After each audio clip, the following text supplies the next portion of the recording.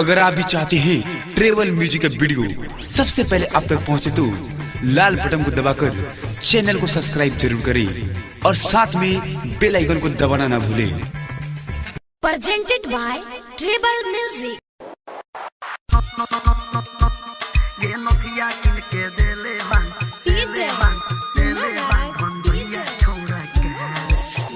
लागे ननदो तोहर उल्टा सीधा चढ़ाल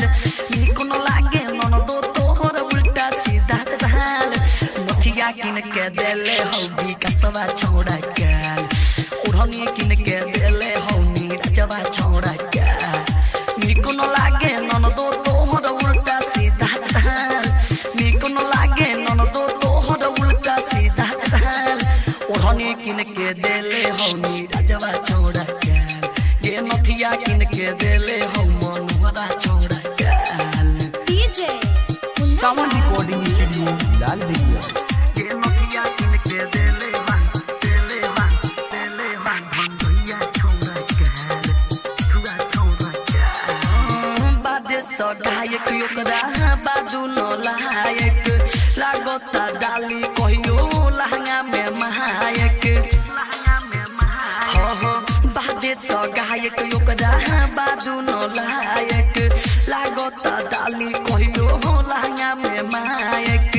देखी के लोई कासो महादत्त प्रधानी सीखी के आइल बादू कबना के खानी सीखी के आइल बादू कबना के खानी केहू छुए जोबना तोहर केहू छुए गाल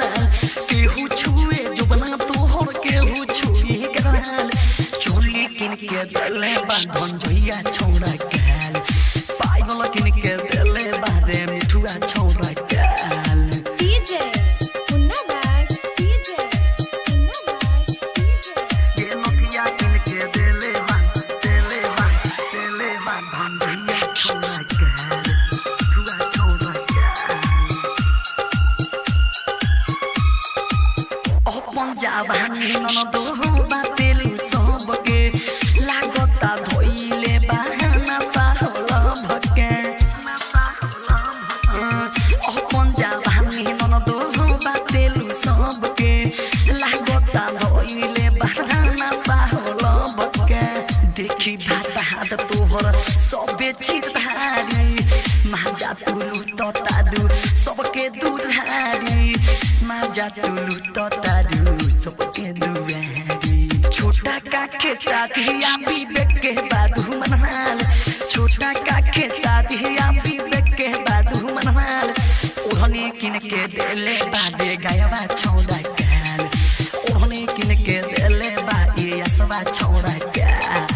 निको न लागे ननदो तोहर उल्टा सीधा चढ़ाल